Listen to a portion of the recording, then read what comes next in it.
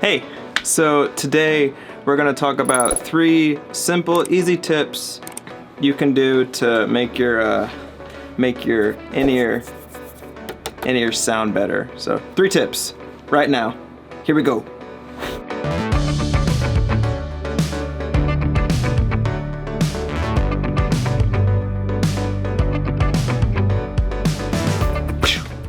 So the first tip to making your in-ears sound good is super simple, and it works if you have stereo ears, and that's going to be just panning. If you can use the stereo image to kind of spread things out, it'll really help cut down on that feeling of everything being kind of like crammed into your head and like feeling overwhelmed. For me, what I do is I typically pan the click off to the left just slightly. So if this is like straight down the middle, the click is going to be like that for me, and then I'll put vocals all the way to the right. And what that allows me to do is that allows me to run the click and the vocals much quieter, because they're not having to compete for everything else that's dead center, like my snare drum, my kick drum, stuff like that. And then even panning some of the toms and stuff like that can really open up an image, and it'll help you keep volume down, and it'll just sound fuller and bigger. So use a stereo if you can, and pan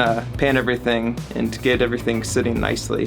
Tip number 2 is going to be selective on what you actually want. So for me, I'm not gonna need crowd mics or anything like that. When you can cut down on the amount of things going into your ears, that'll help you just hear what you need to hear, and it won't feel as like intrusive with like 15 different things coming at your ears all at the same time.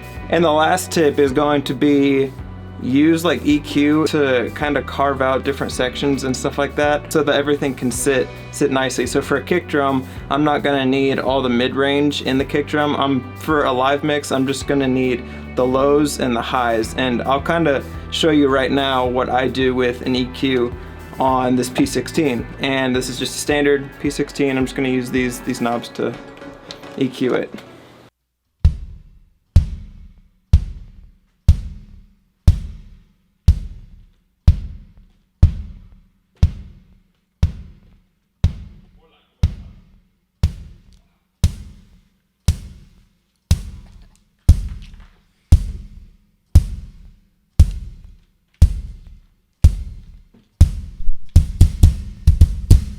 I don't know if you could hear that, but what I was doing was I was frequency sweeping, and I was looking for 2 things. One, I was looking for the lows so that they sit well and it's not just giving me unnecessary rumble.